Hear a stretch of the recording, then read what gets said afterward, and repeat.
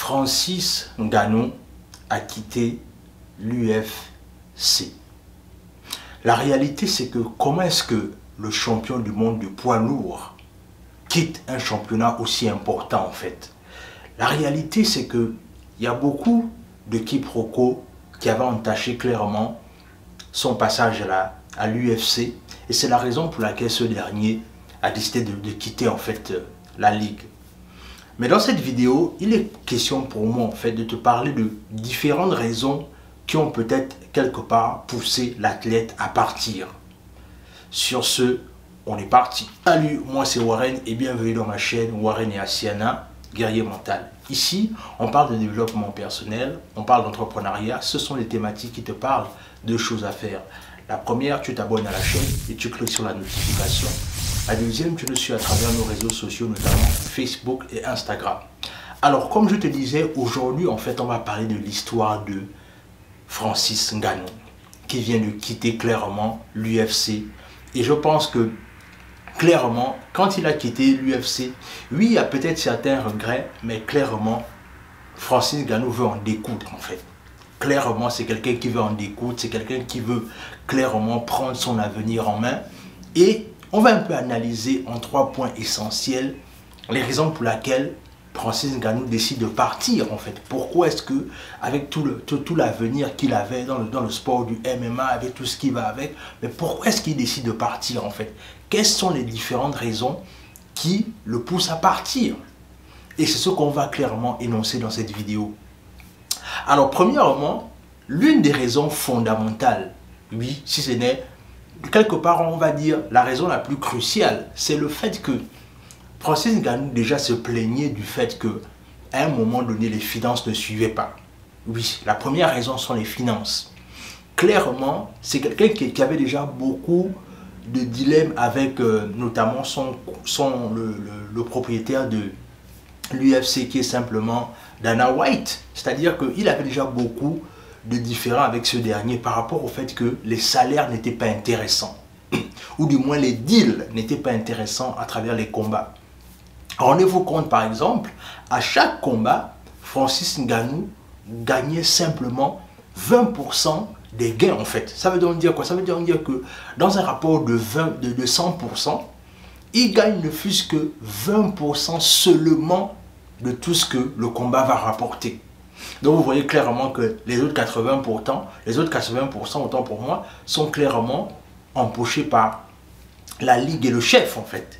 Et quelque part, à un moment donné, ça faisait déjà monter beaucoup de tension en fait chez Francis, dans le sens là où il comprenait clairement qu'il y avait beaucoup de choses qui n'étaient pas intéressantes.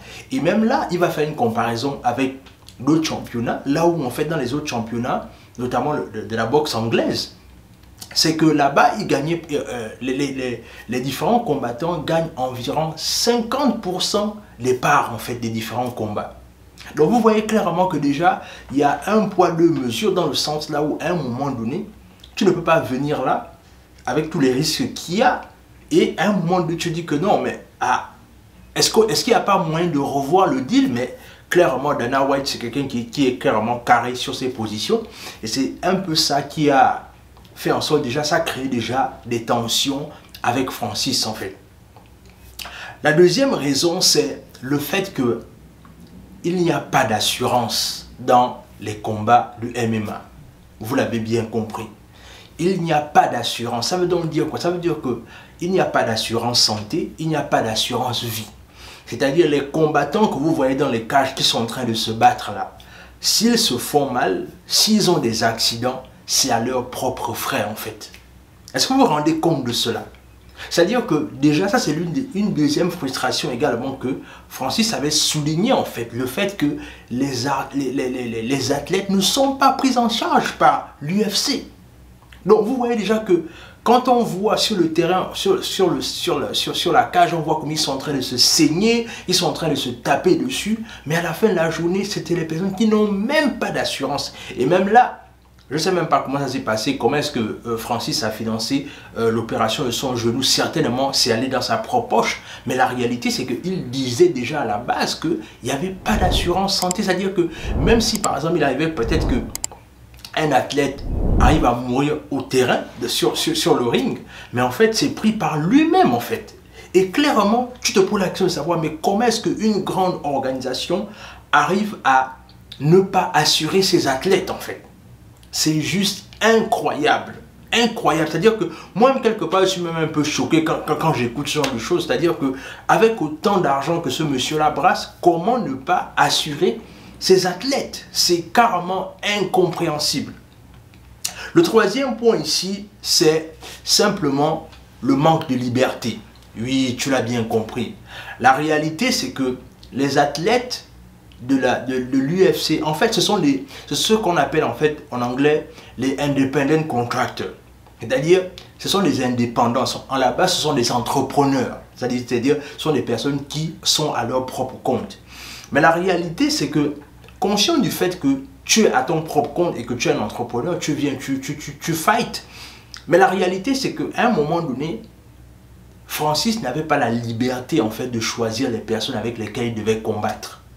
Et c'est quelque part aussi l'une des frustrations qui l'a encore quelque part amené toujours à réfléchir sur le fait que est-ce qu'il devait laisser cette ligue en fait. Parce que la réalité c'est que c'est toi le combattant, c'est toi qui choisis les personnes que tu dois combattre et c'est aussi toi qui choisis les personnes avec lesquelles tu dois te sentir à l'aise si tu veux faire un combat avec eux en fait. Mais il n'y avait pas ce côté-là où, en fait, là où on laissait la possibilité à Francis Ngannou de choisir lui-même ses différents combattants, en fait. C'est-à-dire qu'on lui imposait toujours le fait que, bon, à un moment donné, il faut juste te combattre la personne qu'on t'a donnée, alors que ça n'a aucun sens. Si tu es un entrepreneur, si tu es un indépendant, on ne devrait pas décider pour toi, en fait. À la base, ce qu'on devrait faire, c'est qu'il y a des gens qui devraient, en fait, à la base, c'est toi qui choisis, et non seulement c'est toi qui choisis, mais en même temps aussi c'est toi qui as la possibilité de décider ce qui est bon pour toi ou pas en fait. Et clairement, il n'avait pas cette possibilité-là.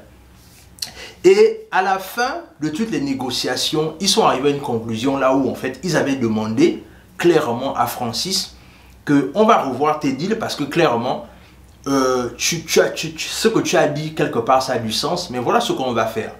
On va te proposer un deal là où en fait tu seras le salarié de l'UFC le plus payé de la ligue en fait. Et clairement, Francis est là et c'est là où je salue clairement on va dire le leadership de ce monsieur là. C'est-à-dire il est parti du principe que au lieu que certaines personnes peuvent boire du champagne, mais il faut prévoir l'eau pour tout le monde en fait. Et il est parti du principe que voilà, la réalité, c'est que moi, je n'ai pas forcément envie d'être l'Africain ou encore l'homme le plus payé de l'UFC, parce que ce n'est pas ça mon but. Mais moi, je veux que les conditions des athlètes en général de l'UFC changent. Et c'est la raison pour laquelle il est parti du principe que, puisqu'apparemment, en voulant peut-être lui faire ce deal-là, peut-être ça pouvait acheter son silence, mais ils ont clairement compris que ce n'était pas la solution en fait. À la base, j'ai même envie de dire que Francis Ngannou en fait quelque part s'est sacrifié pour le plus grand nombre, parce qu'à la base, il veut que les conditions des athlètes à l'UFC changent. Combien de personnes sont prêtes à ce genre de deal en fait? Combien de personnes vont se dire que ok, que de penser simplement à mon propre ventre et à mon propre estomac, ce que je dois faire simplement, c'est que je dois me battre pour la plus grande cause, c'est-à-dire la cause la plus commune. Et c'est là où son leadership prend tout son sens, c'est que il n'a pas regardé à cela, il n'a pas regardé à ses propres intérêts, mais il a regardé à l'intérêt de tous les athlètes en général. Et quelque part, c'est une leçon de leadership assez positive et incroyable dans le sens là où, rendez-vous compte, c'est-à-dire qu'il était dans le deal dans lequel on lui proposait, il était prêt à gagner entre 5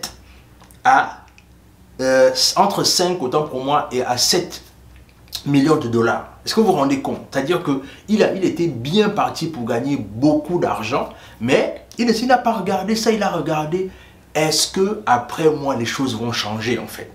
Et à un moment donné, c'est ce qui fait la qualité d'un leader. La nécessité pour toi d'apprendre à te dire que je ne regarde pas seulement mes intérêts, mais je regarde aussi les intérêts des autres. Est-ce que le fait que si ça change pour moi, est-ce que ça va changer pour les autres? Dans tous les cas, ce sont ces trois aspects-là que je voulais partager avec toi sur la nouvelle, quelque part un peu malheureuse, du fait qu'on ne pourra plus regarder notre compatriote, notre frère africain, Francis Ngannou à la télévision avec tous ces grands punchs. Mais le plus important, c'est qu'il s'est battu pour le plus grand nombre et c'est ce qu'il faut retenir. Dis-moi ce que tu en penses en commentaire, abonne-toi à la chaîne, partage la vidéo autour de toi, laisse un like, laisse un commentaire. Le but, les amis, c'est de faire en sorte que cette vidéo puisse en fait toucher le plus grand nombre. Donc partage la vidéo autour de toi, joue le jeu, partage autour de toi, partage dans tes réseaux. Dis-moi ce que tu en penses en commentaire, comme je disais, abonne-toi et sur ce, on se dit à la prochaine.